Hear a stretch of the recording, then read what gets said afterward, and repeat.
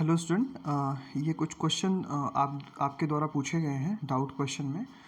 हालांकि ये क्वेश्चन अभी थोड़े से कॉम्प्लिकेटेड हैं क्योंकि अभी हमने पूरा चैप्टर कंप्लीट नहीं किया है।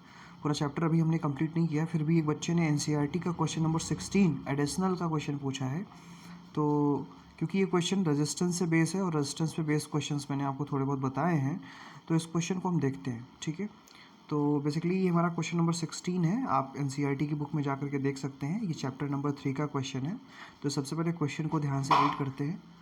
क्वेश्चन कहता है कि 2 wire of the equal length, one of aluminium, एक एलुमिनियम का है, and other is a copper, दूसरा जो है कॉपर का है, and have the same resistance, इनका जो रेजिस्टेंस है वो सेम है। Which of the two wire है द लाइटर, तो पूछ रहा है कि इन दोनों वायर में से कौन सा लाइटर होगा। अगर उनका लेंथ बराबर है, एरिया कुछ भी हो सकती है, उनका जो लेंथ है वो आपस में बराबर है। उसके बाद आपको एक्सप्लेन करना है कि why aluminium wire is preferred overheaded power cable supply. तो हम जो पावर केबल सप्लाई होती है, जो पावर केबल होती है, एल्यूमिनियम का यूज़ हम क्यों करते हैं, है ना, क्यों उसको प्रेफर करते हैं। और इसमें कुछ वैल्यूज़ दी हुई हैं आपके पास। एल्युमिनियम की रेसिस्टिविटी दी हुई है 2.63 इंटू 10⁻8 ओम मीटर। इसी तरीके से कॉपर की दी हुई है 2.72 इंटू 10⁻8 मीटर। और रिलेटिव डेंसिटीज़ दी हुई है क्योंकि हमें मास निकालना है, मास में रिलेशन बताना है कि कौन सा लाइटर है, कौन सा जो है हैवियर है। तो एल्युमिनियम की जो रिलेटिव डेंसिटी है वो 2.7 है, और कॉपर की जो रिलेटिव डेंसिटी होती है वो 8.9 है। अब इसमें थोड़ा सा मैं आपको पहले क्लियर कर दूं कि डेंसिटी इक्वल टू होता है mass upon volume, mass upon volume.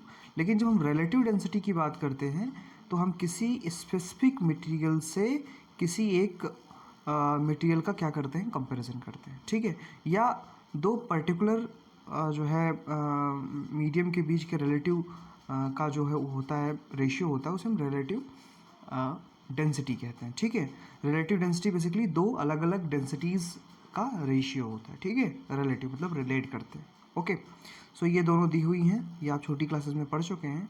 तो हमने सबसे पहले इस क्वेश्चन को सॉल्व करते हैं। तो सबसे पहले इस क्वेश्चन को आपको ध्यान से पढ़ना है, और पढ़ने के बाद जो वैल्यूज़ दी हुई हैं उसको यहाँ पर नोट कर लेना है। ठीक है, तो हमने वैल्यूज़ को नोट कर लिया।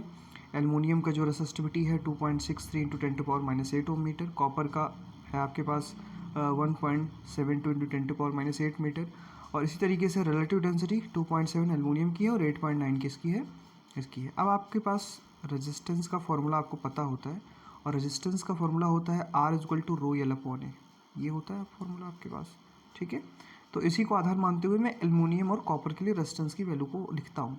तो मैंने जब एल्युमिनियम के लिए लिखा तो मैंने लिखा R L, resistance for aluminium is equal to rho L upon A, resistivity of aluminium, length of aluminium and area of the aluminium. तो मैंने इसके नीचे एल्युमिनियम लिख लिया है। ठीक है, ताकि ये पता चले कि लेंथ ऑफ एल्युमिनियम की बात कर रहे हैं या एरिया ऑफ एल्युमिनियम की बात कर रहे हैं। Similarly we can write for the copper, copper के लिए भी हमने सी यू लिखा है, तो resistance of copper is the R C U, और यहाँ पे रेसिस्टिविटी ऑफ सी यू है ना, length of C U and area of the C U. तो ये दो इक्वेशन हमें इसके मिल गए। अब क्वेश्चन में कह रहा है कि दोनों का रेजिस्टेंस आपस में बराबर है, R aluminium is equal to R C U. दोनों को हमने इन दोनों इक्वेशंस को आपस में बराबर कर दिया। जब इन दोनों इक्वेशंस को आपस में हम बराबर करते हैं तो क्या मिलता है हमें, देखिए ये वाली वैल्यू मिल जाती है। और क्वेश्चन में एक कंडीशन और दी हुई है कि लेंथ ऑफ एल्युमिनियम और लेंथ ऑफ कॉपर वायर दोनों आपस में बराबर हैं, है ना। तो L A L, length of aluminium is equal to length of copper, इसको हम एल मान लेते हैं। तो जब यहाँ पर एल रखेंगे और यहाँ पर रखेंगे तो दोनों तरफ कैंसिल आउट हो जाएगा। तो क्या वैल्यू मिल जाएगी आपको, आपको मिल जाएगी rho aluminium upon area of aluminium is equal to rho copper of area of copper. ठीक है, अब हमने क्या किया, एरिया वाले को एक तरफ ले लिया, इसको इधर ले आते हैं और इसको इधर ले आते हैं। तो हमारे पास क्या वैल्यू आ जाएगी, area of aluminium upon area of copper is equal to resistivity of aluminium to the resistivity of copper. अब दोनों की वैल्यू दी हुई है, हमने इन दोनों को रख दिया और हमारे पास ये वैल्यू आ गई। ठीक है, क्योंकि दो सेम क्वांटिटी का रेशियो है तो यूनिटलेस होगी। तो ये आपके पास आ गया 2.63 इंटू 1.73। तो ये वैल्यू हम यहाँ से नोट कर लेते हैं। तो मतलब हमें ए की वैल्यू, दोनों जो हमारे पास वायर हैं एल्युमिनियम और कॉपर, उन दोनों के एरिया का रेशियो हमें पता चल गया कि उनका क्या रेशियो है। ठीक है, तो आई होप ये बात समझ में आ गई होगी। अब हम क्या करते हैं, मास के बीच में रिलेशनशिप इस्टेब्लिश करते हैं। तो देखिए, तो हम जानते हैं कि डेंसिटी इज इक्वल टू होता है मास अपॉन वॉल्यूम। तो यहाँ से मास इज इक्वल टू क्या आ जाएगा, डेंसिटी इंटू वॉल्यूम। ठीक है, और वॉल्यूम इज इक्वल टू होता है एरिया इंटू लेंथ। ठीक है, ये होता है एरिया इंटू लेंथ, और इसी तरीके से डेंसिटी को हम डी मान लेते हैं, ठीक है। इसको डी ए एल लिख देंगे और डी कॉपर के लिए डी सी यू लिख लेंगे, ठीक है। अब यहाँ पर हम इसको नोट कर लेते हैं। तो जब मैं यहाँ पे एलुमिनियम के लिए लिखता हूँ तो mass of aluminium is equal to density को कैप स्मॉल डी से रिप्रेजेंट कर रहे हैं, density of aluminium multiplied by volume of aluminium, और वॉल्यूम को क्या लिख लेंगे, एरिया इंटू लेंथ, ये आ जाएगा, ठीक है। तो ये आपके पास इक्वेशन नंबर 3 हो गया।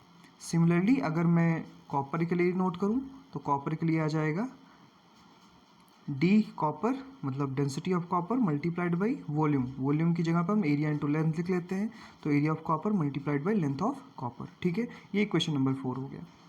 अब ये दो इक्वेशंस हमें पता है, अब इन दोनों इक्वेशंस को हमने आपस में डिवाइड कर दिया, और हमें ये भी पता है कि एल्युमिनियम का लेंथ और कॉपर का लेंथ आपस में बराबर है, तो ये दोनों कट भी जाएंगे, ठीक है।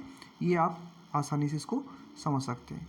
तो हमने जो है इक्वेशन नंबर 4 और इक्वेशन नंबर 3 आपस में डिवाइड कर दिया, तो हमारे पास क्या आ जाएगा, mass of aluminium upon mass of copper equal to ये वैल्यूज़ आ जाएंगी, और ये यल से यल कैंसिल हो जाएगा, एल और ये लेंथ ऑफ कॉपर और लेंथ ऑफ एल्युमिनियम दूसरे से कैंसिल आउट हो जाएंगे क्योंकि इनकी वैल्यूज़ क्या है आपस में बराबर है, ठीक है। ये हमने नोट किया, ओके, ठीक है। ये क्लियर हो गया होगा आपको। अब हमारे पास ये वैल्यू आ गई, density of aluminium upon density of copper multiplied by area of aluminium upon area of copper. अब आपने यहाँ पे देखिए ये वाली वैल्यू निकाली हुई है, area of aluminium upon area of copper वाली वैल्यू आपके पास है, तो आपने यहाँ पर रख दिया, देखिए ये रख दिया। और डेंसिटीज़ दी हुई हैं, डेंसिटी एल्युमिनियम की है 2.7 और कॉपर की कितनी है 8.9, ठीक है। दोनों को डिवाइड करेंगे, इसको सॉल्व कर लेंगे तो हमारे पास वैल्यू आ जाएगी 0.46। तो हमारे पास आ गया M aluminium upon mass of copper, इन दोनों का जो रेशियो है वो 0.46 है, ठीक है। ये वैल्यू आ गई, ओके। तो ये वैल्यू हमारे पास आ गई। अब इसके बेसिस पे हम बता सकते हैं कि कौन सा बड़ा होगा कौन सा छोटा होगा, तो इसको क्रॉस मल्टीप्लाई कर देंगे, तो M aluminium is equal to आ जाएगा 0.46 इंटू एम कॉपर, ठीक है। क्योंकि ये वैल्यू पॉइंट में है इसलिए क्या होगी, छोटी होगी, ठीक। अब आप जानते हैं इनको, हमने ये रेशियो आपको बताया, तो मैं यहाँ से लिख सकता हूँ M aluminium is equal to 0.46 into M copper. अब यहाँ पे ये वाली जो वैल्यू है ये पूर्ण संख्या नहीं है ना, ये कंप्लीट नंबर नहीं है, ये 0.46 है, मतलब ये फ्रैक्शनल नंबर है। तो जब भी किसी फ्रैक्शनल नंबर से किसी वैल्यू को मल्टीप्लाई किया जाता है, इसका मतलब वो वैल्यू क्या होगी, छोटी होगी। तो ये चीज़ हमें यहाँ पता चलती है कि एम एल्युमिनियम जो होगा it is less than M copper. इसका मतलब जो एल्युमिनियम होगा वो क्या होगा, लाइटर होगा, क्योंकि इसका मास कम है, इसलिए एल्युमिनियम लाइटर होगा कम जो है कॉपर के कंपैरिजन में, ठीक है। इसीलिए इसका यूज़ हम क्या करेंगे, इसको प्रेफर करेंगे फॉर द केबल मेकिंग, क्योंकि केबल हमारी हल्की होगी और उसको हम दूर तक क्या कर सकते हैं, ले जा सकते हैं, ठीक है। क्योंकि अगर लेंथ ज़्यादा होगा तो उसमें एक्सटेंशन होगा, रेजिस्टेंस चेंज हो जाएगा। लेंथ कम, उसका जो है वेट कम होगा, तो वेट कम होगा तो उसमें एक्सटेंशन कम होगा, उसमें फोर्स कम लगेगा तो खींचेगा कम, तो रेजिस्टेंस में चेंज होने की संभावना कम रहेगी। इसी वजह से हम क्या करेंगे, एल्युमिनियम वायर का यूज़ क्या करेंगे, यहाँ पर करेंगे। तो आई होप ये क्वेश्चन आपके समझ में आ गया होगा, ठीक है। तो ये तो पहला क्वेश्चन था जो आपके द्वारा पूछा गया था, ठीक है, और मुझे अच्छा लगा कि आपने क्वेश्चन इस तरह से पूछे हैं। हाँ, मैं उन्हीं क्वेश्चन का जवाब आपको दे पाऊँगा जो टॉपिक मैंने आपको पढ़ा रखा है, जो टॉपिक मैंने आपको बता दिया ऑलरेडी, मैंने डिस्कस कर लिया है, उससे रिलेटेड क्वेश्चन आप मुझसे पूछिए, मैं उसका आंसर आपको प्रोवाइड करूँगा। जो टॉपिक मैंने आपको नहीं पढ़ाए हैं, अगर आप उससे रिलेटेड क्वेश्चन मुझसे पूछते हैं तो उसका आंसर मैं आपको नहीं दे पाऊँगा, ठीक है। एक और क्वेश्चन है, उसको देखते हैं, और ये क्वेश्चन बहुत इंटरेस्टिंग है, इसको थोड़ा सा आना भी चाहिए। हालांकि ऐसे क्वेश्चन बोर्ड के एग्जामिनेशन में नहीं आते हैं, लेकिन आपको ये पता होना चाहिए कि इस तरह के क्वेश्चंस को हम किस तरह से सॉल्व करें, ठीक है। तो क्वेश्चन देखते हैं।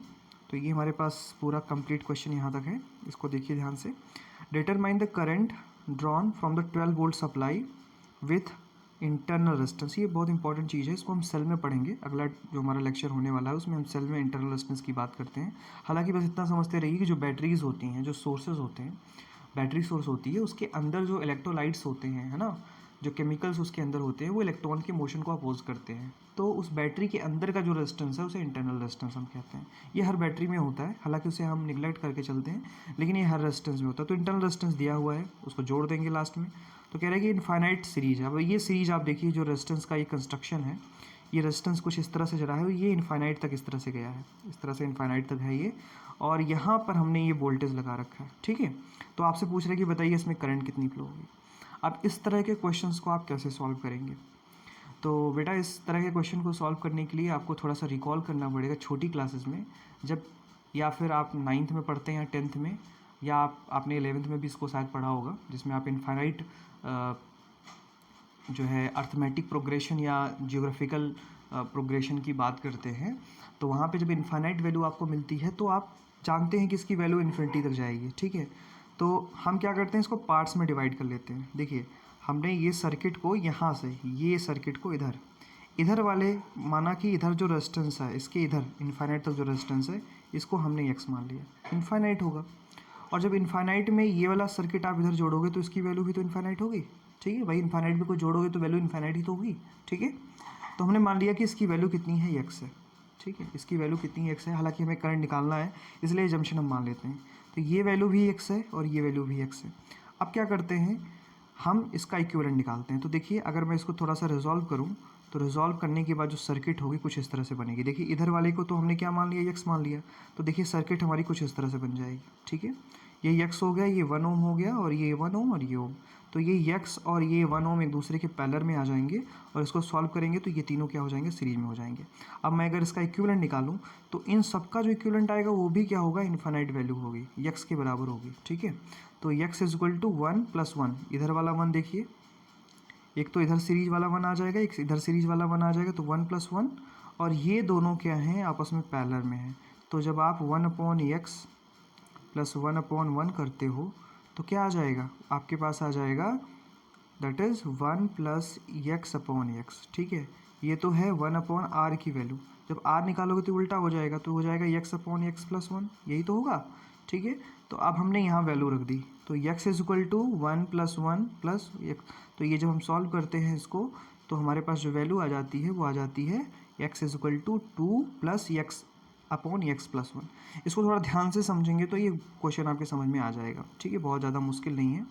अब ये हमारे पास है, ये वाली वैल्यू आ गई, इसको क्रॉस मल्टीप्लाई कर लेते हैं तो यहाँ से आ जाएगा x² x, और इधर आ जाएगा 2x 2 + x, और जब इसको रिजॉल्व करते हैं तो आपके पास वैल्यू आ जाती है x² - 2x - 2 = 0।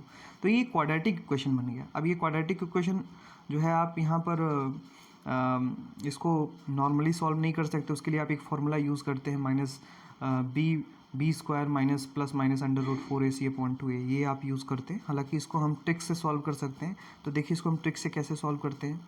तो ये जो आपके पास यहाँ पे -2 है, इसको हम लिख लेते हैं +1 - 3, ठीक है। इसको हम क्या लिख सकते हैं, +1 - 3 लिख सकते हैं। तो अगर मैं -3 को इधर ले जाऊँ, देखिए इसको जब मैं +1 - 3 लिखूँ तो -2 ही तो आएगा। तो हमने इसको थोड़ा सा ट्रिक यूज़ करके इसको लिखा, तो यहाँ से आपके पास आ गया x² - 2x + 1 = 3। अब ये किसका स्क्वायर है, ये है x - 1 का स्क्वायर, ठीक है। ये किसका स्क्वायर है, ये है आपके पास दैट इज़ ये है आपके पास दैट इज़ x - 1 का स्क्वायर = 3। अब क्योंकि स्क्वायर आपको हटाना है तो इसलिए हमने दोनों तरफ क्या ले लिया, अंडर रूट ले लिया। दोनों तरफ अंडर रूट लेंगे तो इधर आ जाएगा x - 1, या इसको हम इधर लेकर के आ गए तो +- आ जाएगा। अब 1 को आप इधर ले जाओ, 1 को इधर ले जाओगे, एक तो एक x की एक वैल्यू आ जाएगी प्लस में √3 + 1, और एक वैल्यू आ जाएगी माइनस में -√3 + 1। अब आप जानते हो कि रेजिस्टेंस की वैल्यू हमेशा क्या होती है, पॉजिटिव होती है। तो इसकी वैल्यू क्या आ जाएगी, इसकी वैल्यू आ जाएगी √3 + 1 अंडर ओम, ठीक है। तो √3 + 1 ओम, ठीक है। ये तो रेजिस्टेंस आपके पास आ गया। अब ये जो इनफाइनाइट था इसका टोटल रेजिस्टेंस आपको पता चल गया। अब आपको करंट निकालना है, तो current is equal to V/R होता है। लेकिन आपसे कह रहे हैं कि जो बैटरी है उस बैटरी का इंटरनल रेजिस्टेंस है, तो इंटरनल रेजिस्टेंस को अगर r मान लिया जाए, और ये हमेशा क्या होगा, सीरीज में होगा, तो मैं लिख सकता हूँ r + r।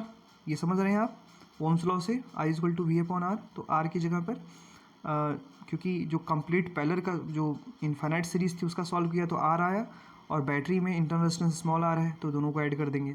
तो ये हमने ऐड कर दिया, और ऐड करने के बाद जो वैल्यूज़ आई वो आई I = 12/1.732 + 1.5 = इसको जब ऐड करते हैं तो यहाँ आ जाता है 12, यहाँ आ जाता है 3.232, और जब इसको सॉल्व करते हैं तो हमारे पास वैल्यू आ जाती है 3.7 एम्पियर, ठीक है। तो ये इसका आंसर हो गया। आई होप ये क्वेश्चन आपके समझ में आया होगा। ये दोनों क्वेश्चन बहुत इंपॉर्टेंट हैं, इसको आप एक बार देख लेंगे अच्छे से, और इस तरह के क्वेश्चन अगर आपको भविष्य में मिलते हैं तो ताकि आप आसानी से सॉल्व कर सकें, ठीक है। तो आई होप ये क्वेश्चन क्लियर हो गया होगा। और भी अगर आपके क्वेश्चन हैं तो आप मुझे भेज सकते हैं। Thank you so much.